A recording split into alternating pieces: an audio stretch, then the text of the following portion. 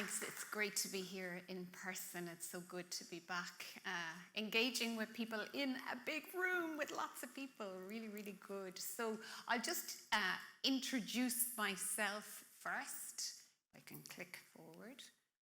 Oh, that's not moving. There we go. So I am the founder of Integrated Thinking. Many years ago, too many for me to acknowledge today, I would have trained as a software engineer.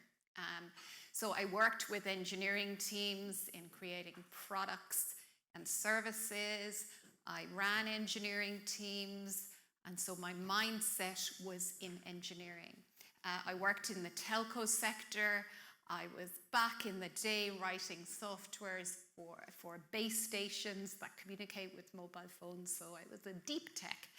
And over the years, I kind of moved to leading teams, leading engineering teams, and then moved on to work on the more strategic side of product management, thinking about what kind of products are you creating, why, for who, and what do those products need to do. So in my last in-company role, I headed up product management for one of Ireland's largest indigenous software companies, working again with telecommunications companies and delivering products for them. Now, in the consultancy business with Integrated Thinking, I work with an awful lot of scaling clients. So clients that are growing, that are looking to broaden their reach for their products, who are engaging with lots of different regions globally. I'm on Enterprise Ireland's Strategic Market Review panel, bringing a lot of that product management knowledge to that role, really. I also work with Trinity College Dublin, so I actually trained as a team coach, and it's really interesting to have heard Jeff's talk earlier. I found in my role as VP of Product Management that coaching would have been hugely beneficial at the time. For me, there was no such thing really at the time. It's relatively new.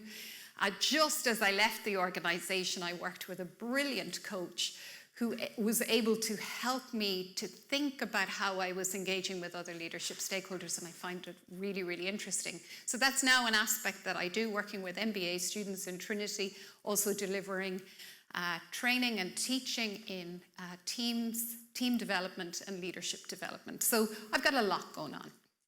I suppose the question I want to ask or start with this morning is, do we always know what outcomes we're trying to achieve? In any given day, do we get out of bed thinking, this is what I want to do today. This is what I want to achieve today. This is the outcome I want to achieve in this day. How many would say they're very outcome focused and measure themselves against outcomes every day? Absolutely no hands. And that's not surprising. We don't necessarily sit up in the bed in the morning and think, this is how I'm going to measure myself today. But very few of us would get into a car and drive aimlessly.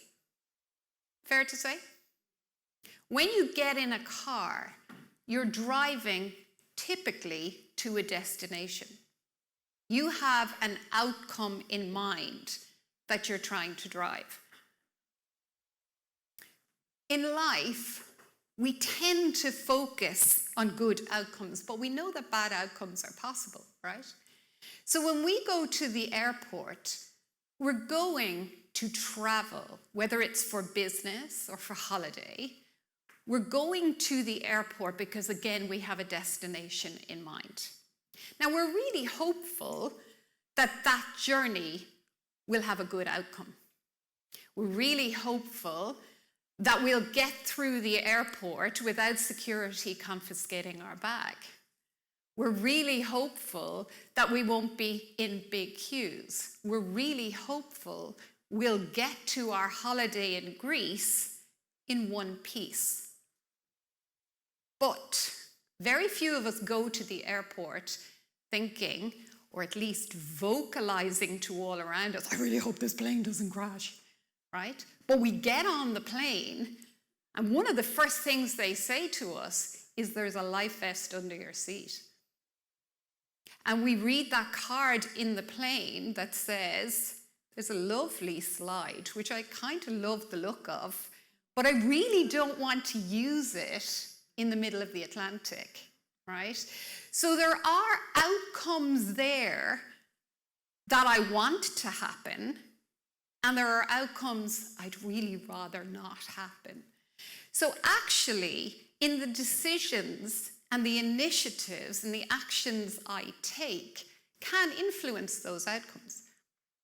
Now, I can't fly a plane, right? I have a brother who can fly a plane, but I can't fly a plane. So I can't guarantee that plane is not going to come down, right? I can't stay with my bag right through the airport. But I can make decisions that influence positive outcomes. So I can choose to fly with a reputable airline. I can choose to label my bag so that if it does get lost, it gets returned to me. I can make sure my passport is in date. I can turn up on time for my flight. Those kind of things will influence positive outcomes, and that's what we're hoping. So every day, there are personal and work-related outcomes that we might consciously or even subconsciously want to achieve. Whether that's how we engage with our families, how we engage in work, how we engage socially, there are sometimes subconscious outcomes that are there that we need to be aware of. And if we're people creating product, we need to be aware that there are a lot of subconscious outcomes in the people we're creating products and services for. And are we really aware of the outcomes that they would like if we don't talk to them? So as somebody who runs a business, I need to be very aware of the value that I bring to people. I need to be really aware of the service that I offer, right? So what is it I'm doing? Who am I trying to help? I need to be very aware of the needs of people who are coming to me for help. So if I ran a skydiving business, for example, what do you think is the service that I'm offering to people? Anybody got any thoughts? So if I was marketing a skydiving business, what would I say I'm doing? Riding thrills, yep. What else? Safe as well. Yeah. Now, I went on because I thought I'd do a little bit of research. I've never jumped out of a plane, right? And I've really no inclination to do it, given what I said on the previous slide. I looked at a website that actually said, at the starting point, you can jump 11,000 to 13,000 feet at 200 kilometers an hour. Now, hands up, who woke up today thinking they would like to jump between 11,000 and 13,000 feet at 200 kilometers an hour? Wow. I'll give you the website when we're done, right? But that is where they framed it from the start. Do you want to jump 13,000 feet at a speed of 200 kilometers an hour? Now, that might be in there for our thrill seekers, right? But really, there is no situation where I'm going to ring a skydiving business and say, throw me from a plane at 200 kilometers an hour. So what I want to see, unless I'm James Bond or somebody, and that's just not happening, but I want to see exactly as you say, I want to see safety as being the number one thing. So if I was to frame the challenge that I, as the person coming to this provider, wants is to find a provider who can meet my need to skydive. Now, that need might be just that I need to tick it off a bucket list. That need might be that I'm looking for a thrill. You know, that need might be that I want to overcome a fear. But the really important thing is to remember is that I want to do that while ensuring that I return safely to the ground and I don't hit it at 200 kilometers an hour. That's the other outcome that honestly I shouldn't really have to say to you. If I ring, I shouldn't have to say, you know, my number one outcome is don't kill me. That's implicit, right? So if I am that skydiving company, I need to be thinking properly about the desired outcomes, the thing that will spark joy for the skydiver, are that they return safely and uninjured to the ground, that the trainer returns safely and uninjured to the ground. That's kind of important to me as a company. That the parachute opens and it works properly. That the plane takes off, flies, and lands safely. That the client has a great experience, that there's good weather, good views, there's a thrill, right? But there are all those other outcomes that are there that are super important. And if I have that in mind, what am I going to think of? I'm going to think of initiatives that will drive that. So I'm going to work with my team on the basis that if these are the initiatives or the outcomes that the client is looking for, then I need to think properly about initiatives that are going to make sure we are delivering well on those outcomes. So I'm going to have an initiative to make sure I find experienced trainers. I'm going to have an initiative to source reliable planes. I'm going to need to service those planes. I'm going to need to create safety plans. I'm going to need to source parachutes. I'm going to need to adhere to regulations, on and on. Do you see the difference? So I can't deliver positive outcomes and I can't prevent bad outcomes unless I think properly about it. I really need to get into the mindset. So I could be a complete daredevil, like, sorry, what's your name? Raj here, who's really quite happy to throw himself out of a plane tomorrow at 13,000 feet. That might absolutely thrill him, and he wouldn't even read the second line about keeping you alive. Just let me do it straight away. But that's not really the case for most of us. We have other outcomes as well that are super important and that we need to plan for. And this is the thing. How do we plan for those desired outcomes? How do we make sure that we as clients of a company get the outcomes we need, but also as product managers, that we understand properly the outcomes that people using our service, our product, our solutions need? And how are we showing them that we have initiatives and we are innovating and we are creative around those outcomes that they want to drive? If we go on to Google Maps, back to the car analogy, it'll plan out a route for us.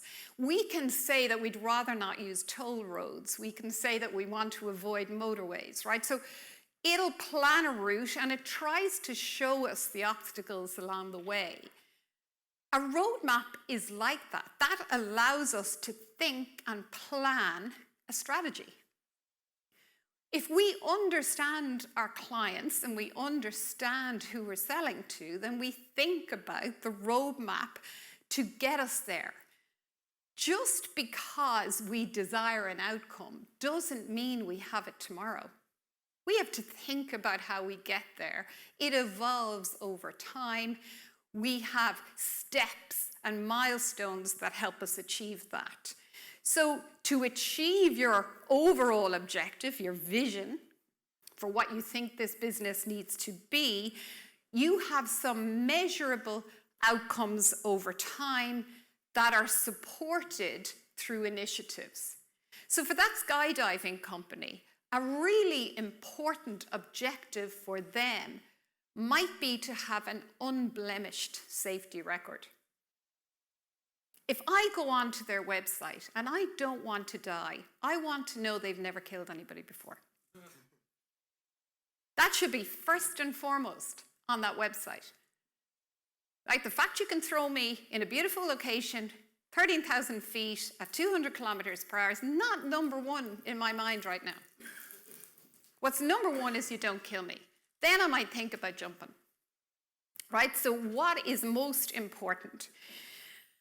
So when I was thinking about this talk, so I'm glad Jeff introduced a baby, because now I feel less bad about putting cute baby pictures in, right? And this is actually my now eldest, 24-year-old now, but this was, I thought, him when he was born, and my kids looked at the slide and went, that's Dara, Mum. That's not even Jack. So my eldest son, Jack, I remember when he was born and I was kind of holding him like this, looking down at him, and he looked up at me with these big eyes, and I thought, oh my God, you expect me to know what to do. You expect me to get you to your leaving cert, to get you to working. Somebody sent you to me thinking I had all the answers. I haven't a notion what to do, and it was actually overwhelming in the middle of the night. I remember at 3 a.m. thinking, oh, good Lord, I haven't a clue, right? It was really, really difficult. And I've kind of had that. That is Jack now with the sunglasses. That was definitely him. I now have that, or had that feeling as a product manager, looking at a product and thinking, oh my God, I have to make this as successful as possible.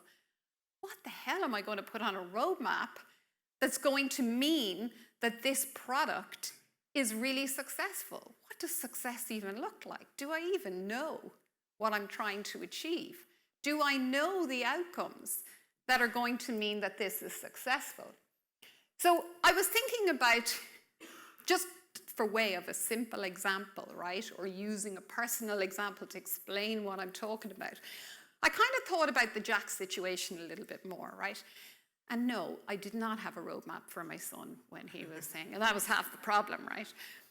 But I kind of thought, what if I did think in an outcome-focused way about parenting? What would that have looked like? And would that have helped me with that overwhelming feeling, you know, when he was small? Now, we managed not to kill him in the early days. He is 24 and doing well. But I kind of thought, what were the conscious and unconscious outcomes that myself and my husband would have had for that little man at the time that kind of formed the roadmap for who he is and where we went? So I kind of thought that if we were to take this as an 18-year view, we might look at objectives or outcomes for the child, for Jack, as achieving sufficient academic goals to enable third-level career or options or a career choice, right? That he has good health, that he demonstrates good social skills, that he's got good sporting skills, and that he exhibits emotional skills, right? Just some, right? So we have a broad range of outcomes that we're trying to drive. But what struck me was, do we think about the context in which that child or in which the target sits? So we as parents, right, do we think about what are the outcomes we need to be mindful of as parents so that we create the best children that we can, right? So our home, what kind is the mortgage? Do we have plans for how to pay it? Are we living close to good schools? Have we got secure finances? Do we have savings in place? Have we thought about a pension?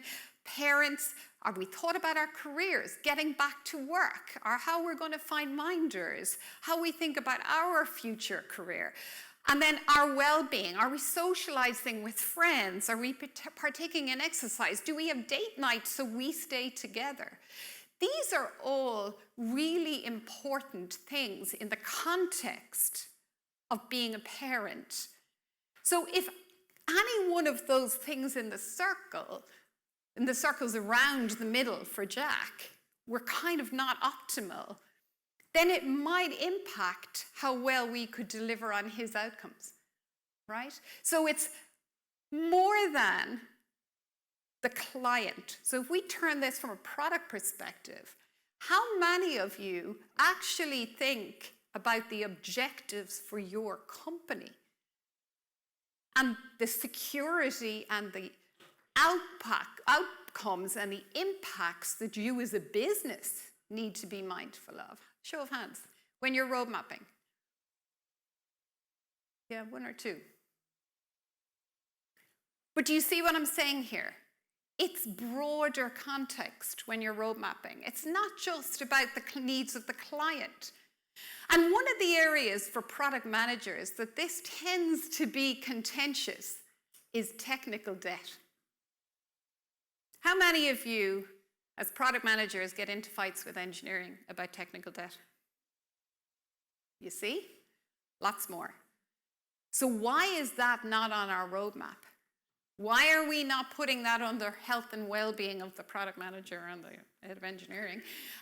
But why are we not putting that on the roadmap to say that these are also very important outcomes that we need to be road mapping for, because we need to make sure that this company, our business, is operating optimally and efficiently. So again, when I was awake in the middle of the night, it seemed, again, overwhelming. Geez Louise, I'm responsible for you till you're about 18, and then hopefully you'll still be around and you can make your way out in the world. But actually, when you think of it, there is milestones.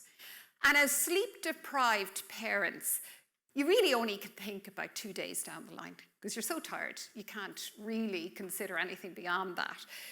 But it is interesting if you say, right, well, listen, if I could just get them to the first 3 months, and they're meeting all their milestones, and then I'll think about the next 6 months, and then I'll think about getting them into primary school, and then I'll think about what I need to do to get them into secondary school, then it's less overwhelming. I'll just focus on the goal. But I've got a longer term set of objectives, which we had on the first screen, that I'm aware of.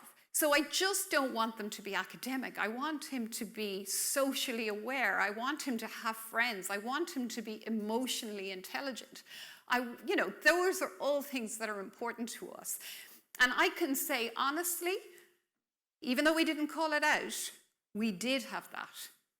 We did have those outcomes we were trying to achieve. So we made choices along the way that enabled us to try and keep some balance in his life, right? So that he wasn't too academic, that we were thinking about his sporting prowess, and we were thinking about his emotional awareness and how he interacted with friends. We did have those, but we didn't necessarily call them out as objectives. And the risk there is that you don't pay enough attention. So I kind of thought about, well, what if I was to put, and you don't need to read this, because honestly, half of it you go, seriously, you were doing that as a parent?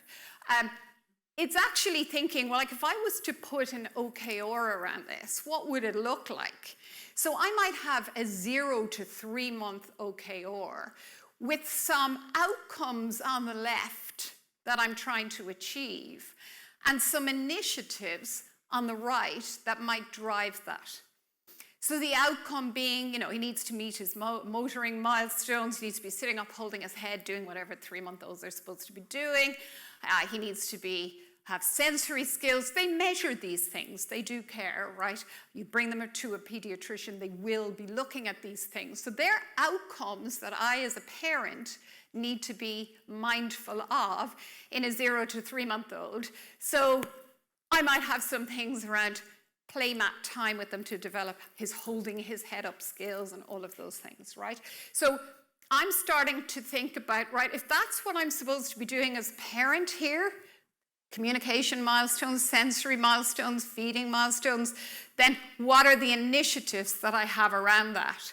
So we might identify initiatives that drive positive outcomes.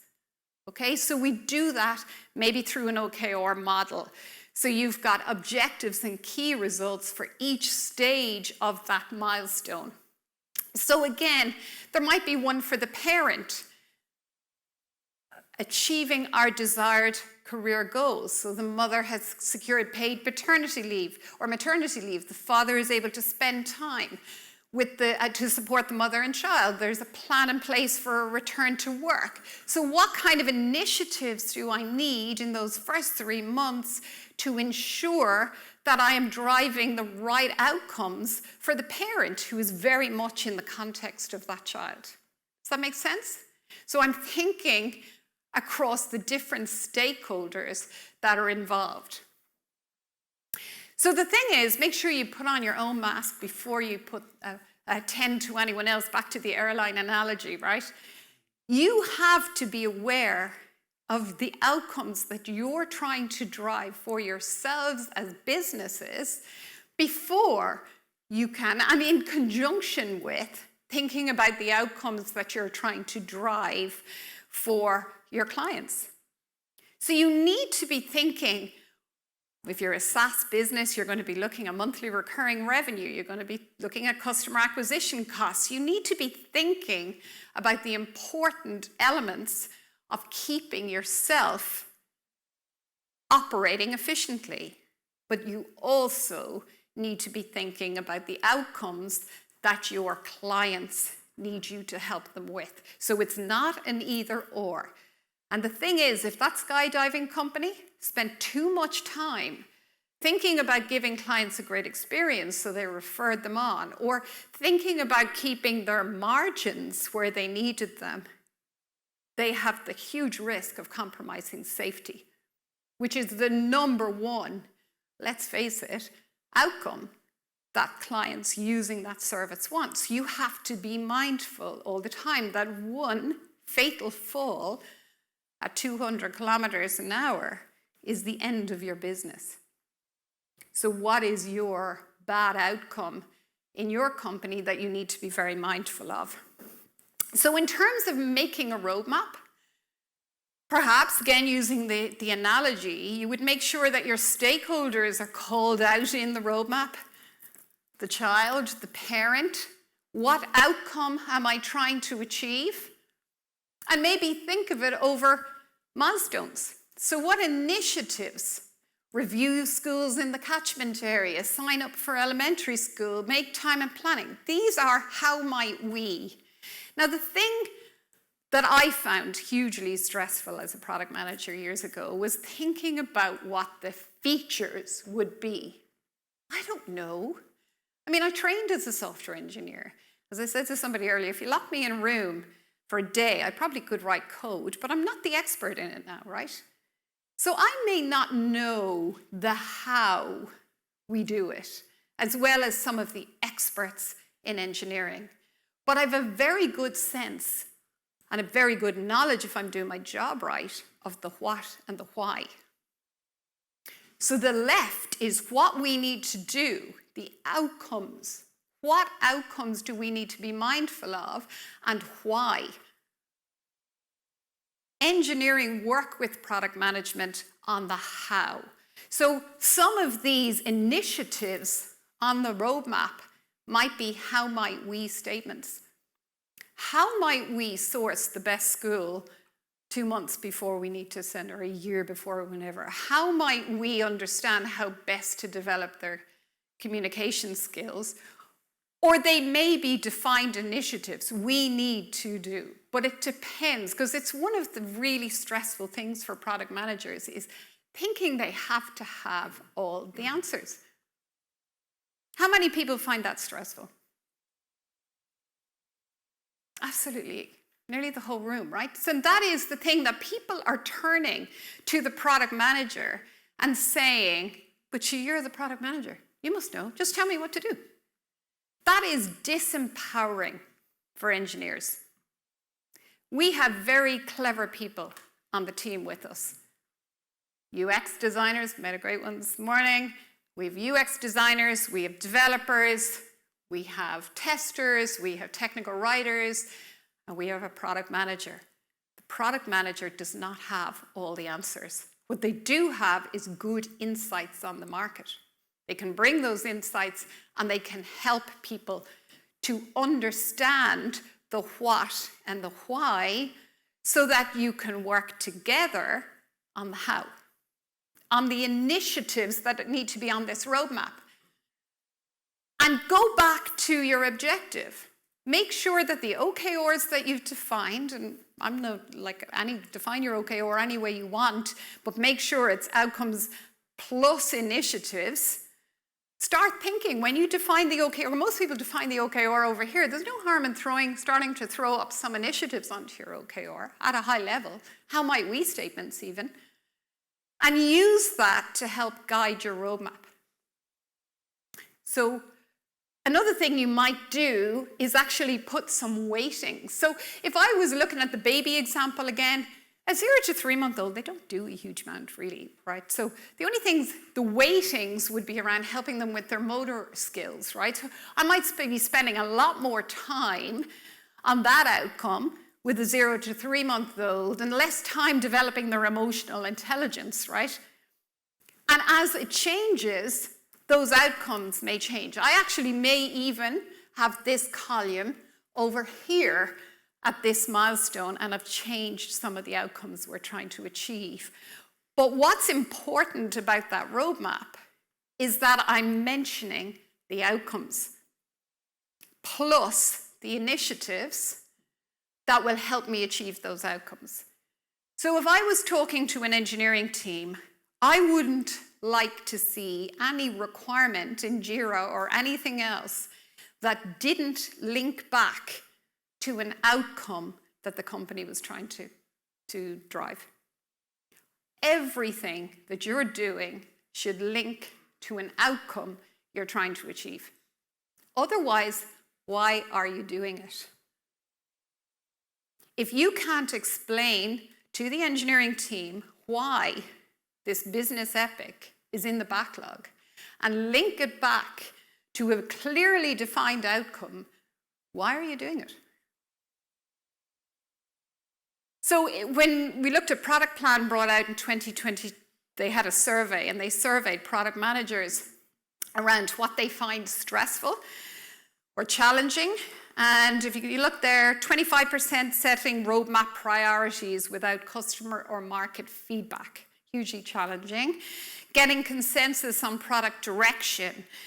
15% found working with other departments. 7% said managing the backlog. But look, huge percentages around product direction and setting roadmap priorities.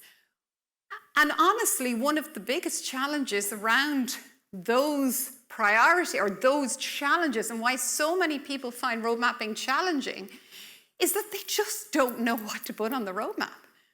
Or the roadmap is just a bunch of features that's been put on by sales, marketing, the CEO, engineers, everybody just dumping stuff on there with no understanding of how it drives outcomes for the business. And the poor product manager is trying to make sense of it all, and they can't. So how do you kind of address this concern or do something with this? I'd start with a compelling purpose. What's the company's mission right now? What do you do? Who do you do it for? And how do you do it? That's your mission. Your vision is where you're trying to get to. And I always love, because I do a little bit of work with Food Cloud, I love their vision. A world where no good food goes to waste. I can get that. Everything they do is around preventing food waste, right? Every initiative, everything they do is around that vision. What they're doing right now is working with charities, working with retailers to connect them to make sure that food doesn't go to waste, right? In the future, they may have initiatives in other areas. So start by really understanding what you value as a company, what your vision is, what your mission is, and start from there in terms of driving out OKRs. Focus on outcomes over outputs. Leaders tend to care about impact. So things like reducing cost or increasing revenue. That's what the leaders in your business care about. And the third thing they care about now is what? Given where we are in the world, the scary place. Sustainability. So where everything would have previously been about just lower costs, increased revenue, now they've added sustainability, but let's do this in a sustainable way. So sustainability is the third impact likely that they're driving. Your customers, though, care about outcomes that deliver value to them.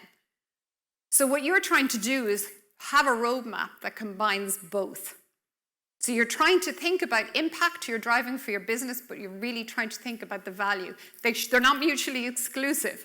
If you do a really good job of driving value for your clients, they're going to purchase your product, and then you're going to drive impact. So define those measures of success, right? I was at a New Year's Eve dinner last year, and I had too many glasses of wine, and somebody said, what are you going to do next year?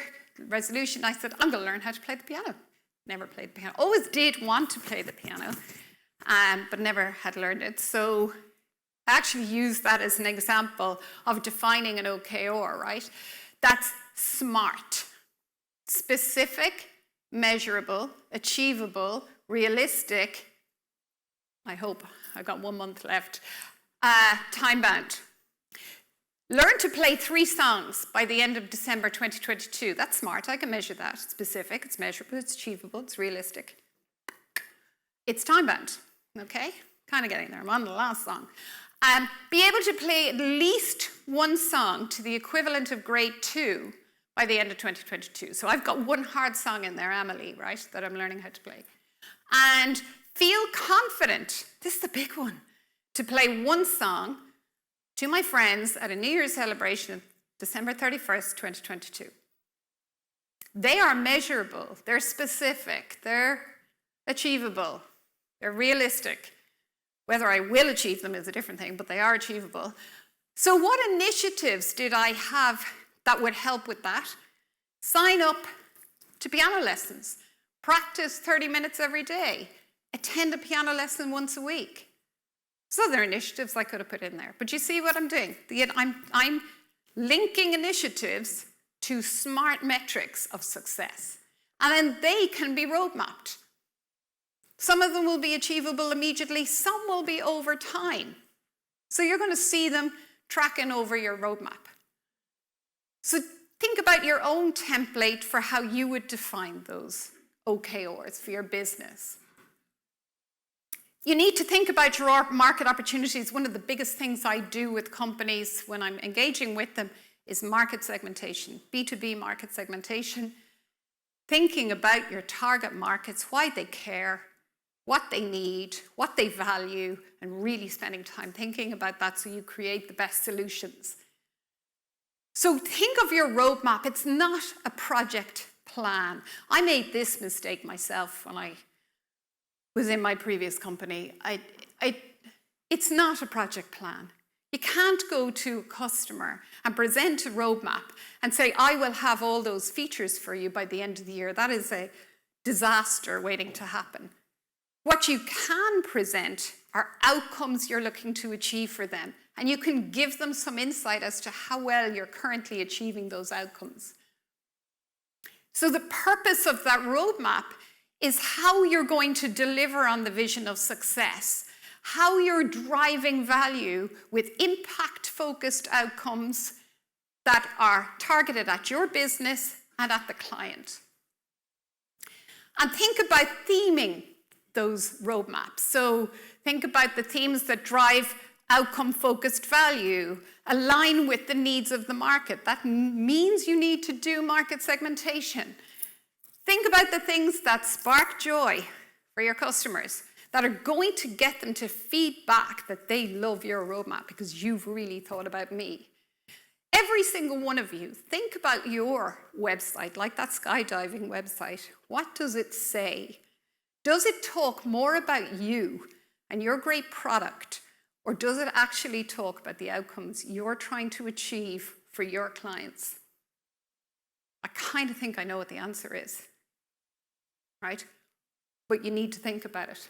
Allow the business to validate some of the assumptions you're making by putting experiments on your roadmap.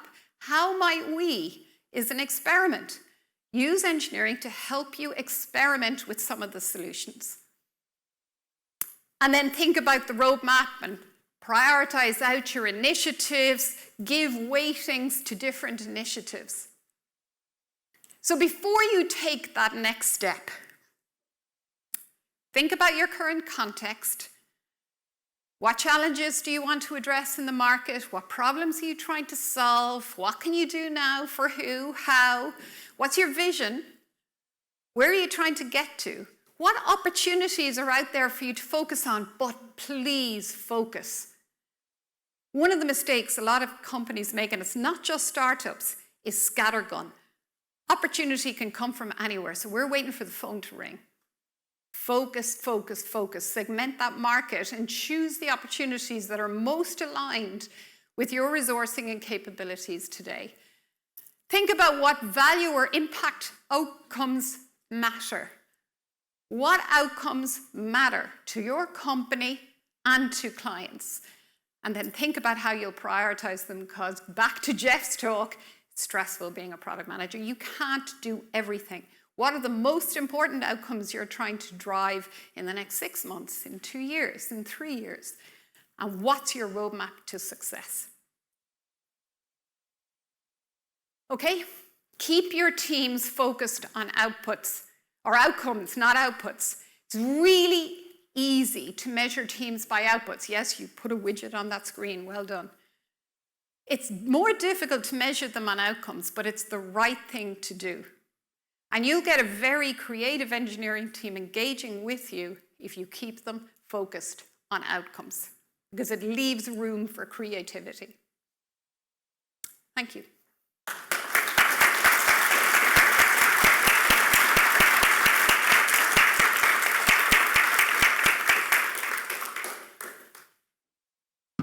Have you time for questions or no? All right, folks. Yeah. If anyone has a question, please raise your hand.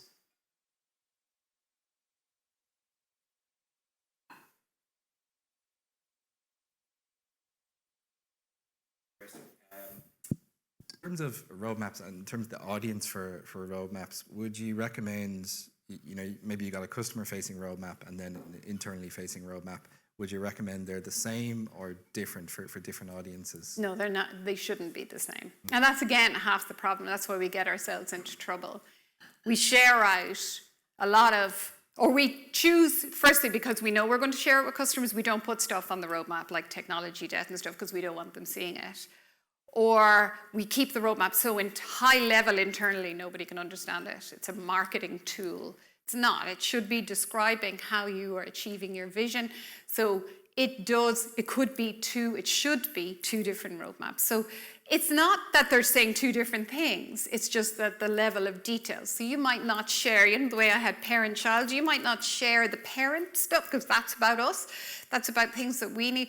You're sharing with the client the outcomes that you're driving for them and the things that you're trying to do for them. They expect that you stay in business. They want you to stay in business. So they don't really need to know that you've got technology debt you need to prioritize.